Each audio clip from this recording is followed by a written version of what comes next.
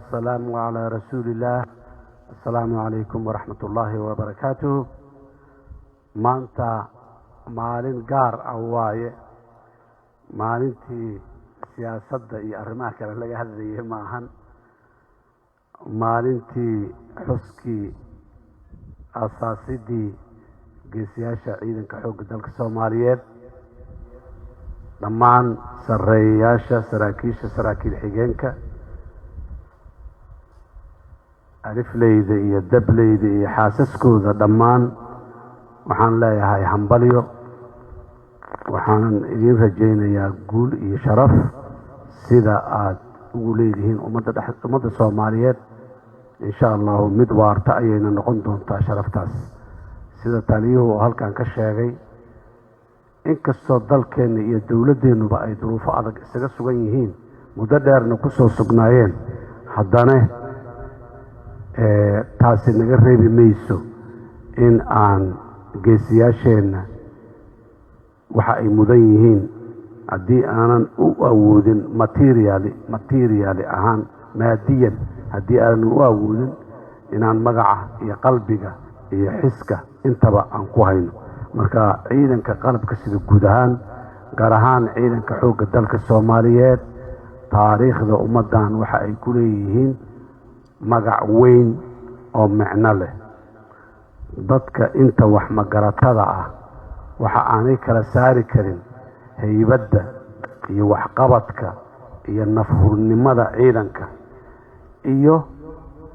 kumanaanka kun ee ciidankan uu ka koobmo shakhsiyaad yaryar ee laga yaabo xagga iyo xagga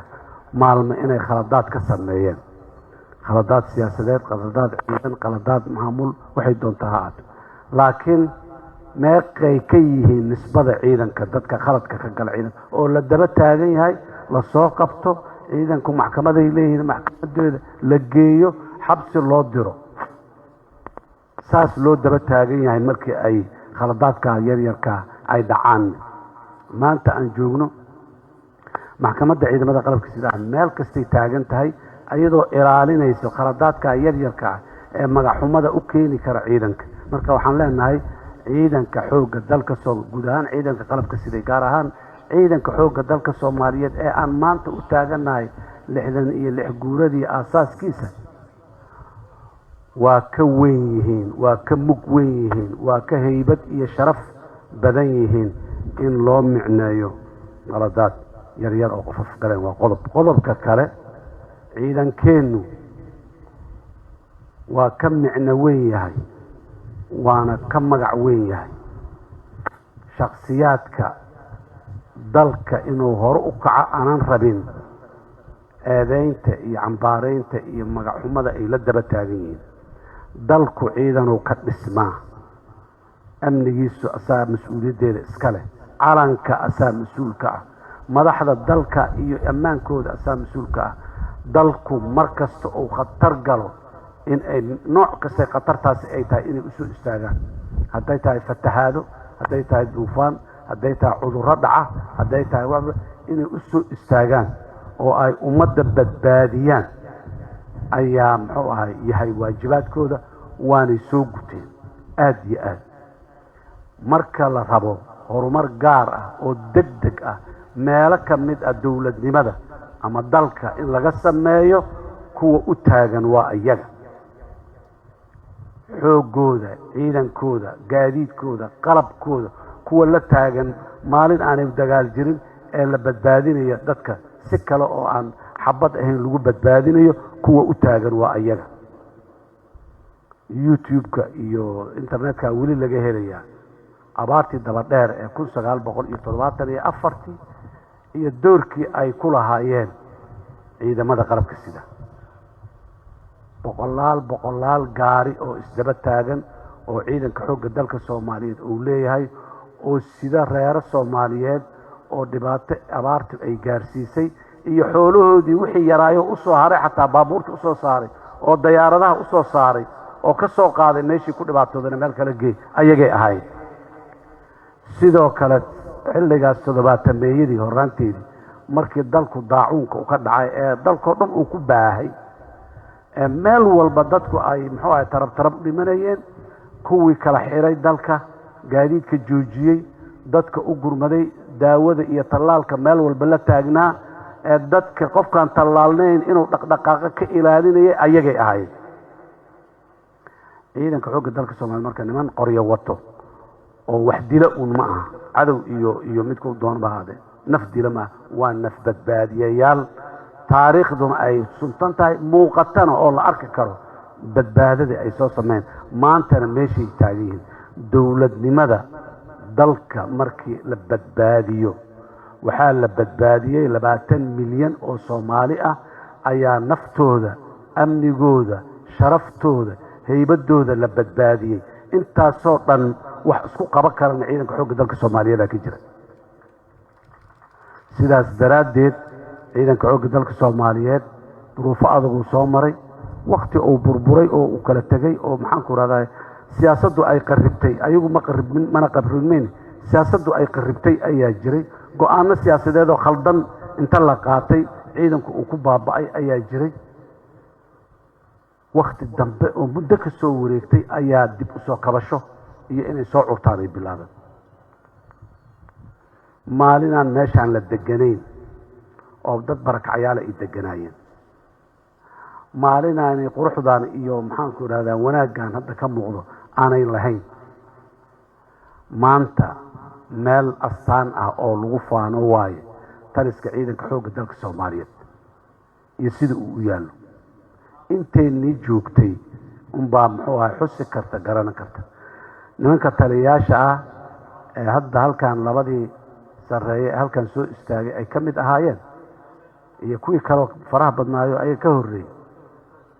iyo kuwii ka dambeeyaba hawshaasi qor isu dhiibay ahayd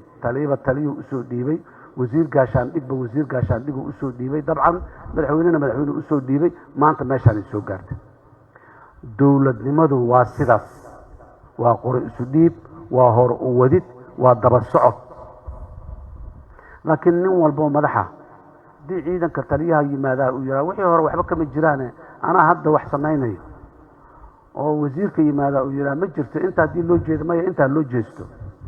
oo madaxweynuhu yimaada uu yaraa warci askartaani waaba khatar waayo inqilaabay sameey karaan birri hadii la rabay waaba muxuu ay waxayna yiraan meesha maanta aan joogno ee quruxda badan maanan soo istaagna laakiin hawl isu soo daba socotay oo qofka ka dambeeya oo si qurxinayay ayay ahayd dalkeenu waa dal dimuqraadi ah dal qof inta yimaado oo xafiiskiisa abadiye iska joogaya ma aha waa dal isbedelayo madaxdu isbedesho xeerarka iyo qawaaniinta xataa isbedelaan oo mar walba la sii horumariyo maxaa ka dhiman waayaha ma la jaan qaadi karaa maxaa cusub saakay waxaan soo marnay taliska taakulaynta ciidanka xoogga dalka Soomaaliya oo dhismayaal cusub iyo agab cusub iyo muxuu ahaay ee ku soo zaa'iday muxuu ahaay aan u soo xarig sharay yani laabab dhan oo meel ah oo digital systemka ciidanka ka shaqeeya ayaa qayb kamid ah yaa jooga hoggaanka isgaarsiinta waxa hoos jooga qayb dhan oo digitalka systemka ciidanka iyo digitalizationkiisa ma aha communicationka kaliya laakiin wax walba in la digital la geliya ka shaqeysa maalinna waxaan soo marnay ciidanka xusuus qorka ninka taliyaha ee joogo inta ku wato ay ku qoran yihiin wixii soo dhanba maalinba meelaan soo joognay nimankii xusuus qorka maalintay wateen ciidanka dhex taagnayna sharaf iyo ammaan iyo karaamay leeyihiin ciidankan wax looma haayo mana dhamma wuxuu u baahnayna ma haysto ciidanna ma noqon karo maalintaas hadday dhihi lahaayeen maanaan soo gaarnin maanta meesha aan joogno waxaan u soo gaarnay meeshaas laga soo bilaabo iyo intii ka dambeysay ee qor isu dhiibka ay ahayd ee meeshaan lagu soo gaaray dadka Soomaaliyeed waxaan rabaa inaan u sheego dal dawladi ma jiri karto ciidan la'aan dawladi dimuqraadi ma noqon karto ciidan la'aan dawladi horumar iyo investment iyo dhismo ma heli karto ciidan la'aan mid kasta oo waxaas wanaaga ah oo dawladnimada horumarka maslaxadda ummadda nin kasta oo caqabad yar u dhigayahay waa cadow cadowgana in layska qabto u baahan yahay. cidda u carbisan oo u qaabaysan oo u qalabaysan waa guud ahaan ciidanka qalabka sida, gaar ahaanna ciidanka xoogga dalka Soomaaliyeed, weliba markii wax weyn oo culays badan oo booliiska iyo waxa iyo ka tambata markay yimaadaan nimanka aad waa ayaga cadowga dibadda ayay u dhisan yihiin inay difaacaan. laakiin cadow waa cadow, kii ku dilaya waa cadow, kii horumarka ku diidaya waa cadow, kii ku cabsi geliya waa cadow. maanta magaalada Muqdisho alxamdulilah ilaahay ayaa mahaddeeda iskale. guud ahaan ciidanka amniga, ciidanka qalabka sida oo dhan yaa iskale, ciidanka xoogga dalka Soomaaliyeed, ciidanka booliiska Soomaaliyeed, ciidanka nabad sugidda, dhammaan ciidanka asluub, dhammaan waa la isugu tegay amniga caasimadda in la sugo. waa laga wada shaqeeyey. quruxda markii la wada shaqeeyo quruxda ka dhalata waa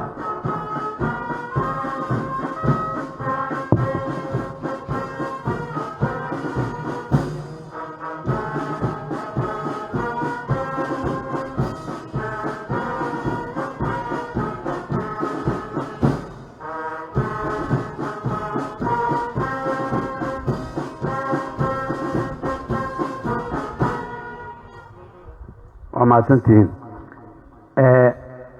dhammaan marka la wada shaqeeyo ee ciidamadu isu wada tagaan oo hal xarun oo howlgalka laga hogaamiyo amniga ay samaystaan, oo ay xoogaga isu geeyaan, oo fikirka iyo talada isu geeyaan, oo ay qalabka wixii qalab ay haystaan isu geystaan, quruxda maanta magaalada Muqdisho ka jirta ayaa ka dhalanaysa.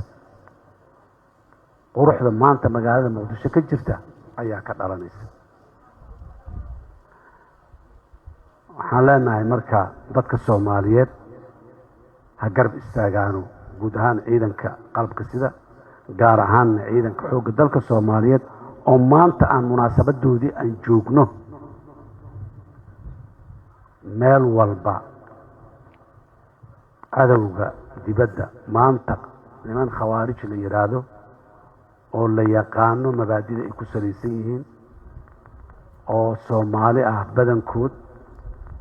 oo la qalluuciyey. Soomaaliya ha qalluuciso ama ajnabi ha qalluuciye, oo naloo soo dhex maro cadowga ajnabiga ah ee aan toos noo soo weerari karin, xataa ayagu uu noo soo dhex maro. oo kan maxaan ku idhaahdaye in dowladda la xagaldaaciye rabaa uu soo dhex maro, kan dhaqaalaha in dadka Soomaaliya lagala diriro uu soo dhex maro, kalsoonida dadka inay lunto oo qofka Soomaaliga isku kalsoonaa waayo, oo hadduu gurigiisa joogana cabsado, hadduu waddada marayana uu cabsado, haddii sii socdana uu cabsado, hadduu soo socdana uu cabsado. kuwa sababaya waay cadow aad iyo aad u xun waay, aad iyo aad u xun waay. kuwa u hortaagan ee ku dhintay ee tiro aan yarayn weliba muxuu ahaay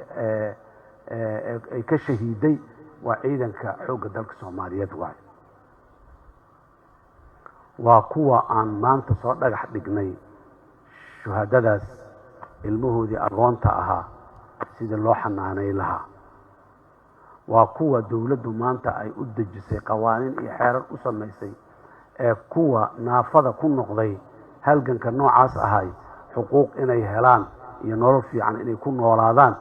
ee dowladdu ma aha xasan sheekh jecelo maanta muxuu garab istaagay ama taliyaha maanta yaa jecelo garab istaagaya, ma aha. qawaaniin dalku uu leeyahay in loo dejiyo oo waajib uga dhigaysaa qof kasta oo talada yimaado, ama taliskan ha yimaado, ama wasaaradda gaashaandhigga ha yimaado, ama dalka ha yimaado, madaxweynaha jamhuuriyadda ha noqdo, waajib ka dhigaayo in agoonta ciidamada la garab istaago, waajib ka dhigaayo dadka dalka u naafoobay ee jirkoodii xubno kamida u waayey in si buuxda loo garab istaagay inta ay nool yihiin. hadba intii dowladda awooddooda ay la eg tahay. shalay lama soo hadal qaadaynin, lama necbayn, awooddeedna inta la ekeed ma lahayn awood aan ku soo xasuusanno maan lahayn. maanta xogaa awooddoodii kor u soo kacday, waa soo xasuusanay. waxaan leenahay ma ka gaarnaa, dhammaantood maan ka gaarnaa, intii aan ka gaarna maan yaan dhaqaaji karnaa. waxaadan wada qaba karin lagama wada tagaa la dhahay. haddaanan aqoonta xoogga dalka soomaaliyeed oo dhan iyo dadka xoogga dalka soomaaliyeed ee dagaalada iyo difaaca dalka ku naafo oo dhan haddaanan waxay mudnaayeen aanan wadageli karin intii aan ka gaarno sanadkan haddaan 100 ka gaarno sanadka daba 100 kale ku darno sanadka ka dambeeya 1000 ku darno kan ku sii xiga aan wada dhammaystirno waa wax weyn wax kasta bilaabay leeyahay wax kasta oo bilowda oo curtana waa koraan sunnada nolosha adduunyada ka mid tahay marka waa curinay maanta in loo istaago aqoontii ciidanka xoogga dalka Soomaaliyeed iyo dadkii u naafoobay ciidanka xoogga dalka Soomaaliyeed ee muxuu ahay u naafoobay dalka difaaciisa ma aha kuwa kale ee booliis leh maxaan ku nabad sugid leh asluub leh in la iloobayo maya maalintoodii iyo meeshooda iyo maqaamkooda ay yeelanayaan aqoonta booliiska Soomaaliyeed waa leedahay kuwa nabad sugidda way yeelan doonaan dhammaan muxuu ahay waa loo yahay qof kasta oo dalkan difaacay sharaf iyo karaamo inuu ka helaan rabnaa asagoo haddii ay tiisi timaadana ilmihiisu ay ka helaan oo ay ka tilmaanaadaan ilmaha kale haddii alla yidhaah waa ka shaqaynaynaa taas waxaa soo haray sida aad og tihiin macaawanooyin badanaa dalalka sideenoo kale iyo guud ahaan dalalka Afrika macaawanooyin badanaa la siiyaa caalamka u siiyaa si gaargaar ah oo bilateral laba dowladoodna waa loo siiyaa hay-ada caalami ana waa siiyaa hay-adaha caalamiga kow inta badan military ma kaalmeeyaan sidoodaba wadamo gaar ah oo maxaan ku raadayay dee labada dowladood ay isla fahmeen oo ay ayaa kaalmeeya wadamadaas gaarka ah ee na kaalmeeyo halkaana wasiirka uu ka sheegay waa u mahad celinaynaa waa xuseena taariikhda xoreynta iyo taariikhda dowlad dhisidda dalkan ayay ku astaysan yihiin ay ka mid yihiin ma aha inay qalab iyo diyaarado iyo taangiyo iyo baabayaal bas inayna siiyeen ma aha dadkoodaa qaarkood ku dhintay halkan dadkooda ayaa qaarkood ku dhintay halkan ayaga oo maslaxad kale halkan u joogina Soomaaliya inay saacidaan u jooga qof kasta waa ka qiimo badan yahay ninka ajnabiga ah ee Soomaaliga aan ahayn ee dalkiisa inta ka soo tagay yimid halkan ee dhiigis ku bixiyay si gaar ah arintaas nafurnimada waxaan runtii ugu amaanaya uguna mahad celinayaa ciidamada African Union ka socda ee Soomaaliya joogay magacyada kala duwan soo lahay muddooyin kala duwanay ee hadda maray meelay ka soo bilaabeen meelay nala joogaan tiradooda waa soo yaraatay laakiin wali waana garab taagan yihiin waa noo joogaan waxaan rabaa inaan si gaar u mahad celiyo dowladaha sida gaarka oo bilateralka Soomaaliya u garab istaagay haddaatay wasiirku halkan uu ka dhawaajiyay waa sheegay qaarkood Mareykanka Turkida guud ahaan EU-da wadamada gaargaarka ah Uganda ayaan si gaar inaan u xuso rabaa Uganda waxay ka mid tahay ciidamada African Union-ka ee halkan jooga waxayna ka mid tahay wadamada ciidamo inta noo soo diray gaar ah oo African Union aanu qarashkooda bixinayn ee dowladda Uganda oo Afrika ku taalo walaal oo Afrikaana iyagu ay qarashkooda bixinayaan dowladda ay bixinayso ee nala jooga dalkan ciidankeena ka garab dagaalamaya ee la socdo qalab aad qaali u ah oo meeshan ku gubto oo cid u magdhawaysa aan jirin Uganda waxaa sidoo kale ciidamo aan missionka Africa Union ka tirsanayn ay nooga yimaadeen ay nala joogaan wadanka dariska ah Ethiopia kama tirsana Africa Union waa ka tirsan yihiin missionka ciidan ay u jooga laakiin ciidan aan ka tirsanayn oo dheeraadi ana waa jooga dhulkii ciidanka Africa Union ka tirsan oo dabooli lahaa dhul ka badan ay naga dabooleen oo ay ciidan gaar u keeneen waa u mahad celinaynaa ayagana sidoo kale wadamada gaargaarka ah ee noo waxay waa u mahad celinaynaa guud ahaan maalin walba maalinta ka dambaysa laakiin ciidamadeena way soo kobcayaan waxay la wareegayaan mas'uuliyadda meel kamida meelihii maalinaan soo marnay madaxda dalka madaxweynaha ra'iisul wasaaraha gudoomiyaha baarlamaanka dhammaan ay ciidankaas ajnabiga oo walaalaha ay ilaaliyaan daba socdaan la joogaan xafiiskooda ay hor taagan yihiin meel walba ay joogaan meelaan soo gaarnay mar hore aan u mahad celino dhan waa mahadsantihiin intaa waa ku filannahay waa is ilaali karnaa madaxdeena waa ilaasho karnaa waa mahadsantihiin aan dhahno oo aan muxuu ahay ay naga baxaan oo sagootin inta dhimana midba meelo badan FOPs waxaa loo yaqaano xarumaha indhaha hore ah oo meelo badan oo dalka ku yaalo ilaa dhowr iyo 20 meelood ah oo ay noo hayeen ayaga ayaan dib wala wareegnay oo maanta ciidanka xoogga dalka Soomaaliyeed uu joogaa oo waxbana aanay ka halaabin dibna aanu muxuu ahay shabaab una qabsanin una soo haweysanin inta dhimana maran dheereen ilaahay idinkii sidaasaan ula wareegi doonaa ayagana waa u mahad celi doonaa hadii alla yiraahdo sidaas ayaa ciidankeena tabartiisu ay marba marka kale u soo koraysaa guud ahaan mahad celintaas ayaan u mahayaa dawladiina garab istaagay oo dhan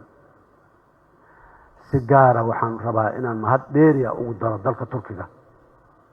oo aad arkayseen doorka uu amnigeena iyo nabadeena iyo ciidan dhiskeena u ka qaatay si gaara ayaan ugu mahad celinaynaa ayada oo guud ahaan dadkii la sheegay oo dhan iyo dawladihii aan sheegnay oo dhan ay mahadsan yihiin walaalahaas dheeri kaalmo dheeri ah oo zaa'id ah ayayna siiyeen oo meelo badan oo kale oo ka codsanay aan ka heli weynay marka waa u mahad celinaynaa aad iyo aad walaalaha kalena inay kaalmadooda dalka ay kordhiyaan aan rajaynaynaa muddada kooban ee aan ka baxayno xilliga kala guurka haddii aan yiraahdo laakiin waxaan rabaa dadka Soomaaliyeed inuu sheego maanta waxaan joognaa meel ciidankeenu ayaguna ay kalsooni isku qabaan annaga madaxdaana aan kalsooni ku qabno oo aan waajibaad siino kaligood inay meel aadaan shaqo qabtaan cadow meel lagu soo sheegay cawo madow inay inta dheelmadaan ay aadaan oo ay soo burburiyaan oo ay yeeleenna inta dhimanna muddo kooban waa rajaynaynaa oo dhow inay dhammaystiraan mar kale sidaas daraaddeed ciidankeenu dhismihiisa iyo tababaradiisa meeluu soo maray maalinaan soo marnay askari xoogga dalka oo gudaha lagu tababarahay aanu jirin dablaha dibadda loogu qaado 90 casho tababara ama 45 casho tababara dibadda loogu soo siiyo maanta horta waxaan iska reebnay in askari dibadda loogu qaado oo dibadda lagu soo tababaro ciidanka xoogga dalka Soomaaliyeed dalka gudihiisa lagu tababara 45 cisho iyo 90 cishana lama tababare 6 bilooda la tababaraa ugu yaraan markay ugu yartahay 6 bilood iyo ka bacdi wixii takhasus oo tababar oo gaar oo galay ayaa wadadii caadiga ahayd ee markii hore aan ka soo habawnay ayaan dib ugu noqonaynaa tartiib saraakiil waa dirsanaa weli waa nala soo tababaraa laakiin mar dhow jaamacaddii difaaca Defense University halkaan aan ka furaynaa saraakiisha ugu waaweyn ee istiraatiijiyada difaaca iyo lagu bartar aan ka sameeyay akademiyaashiina waa bilownay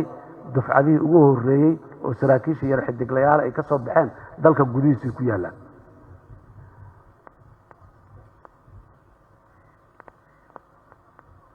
EUTM nimanka la yiraahdo ee Europeaniska ah ee halkaan noogu bilaabay kooraska ah saraakiisha inay noo tababaraan waa mahadsan yihiin mar dhowna muxuu ahay waa nagu soo wareejinayaan saraakiisheena hoose halkaan aan ku tababari doonaa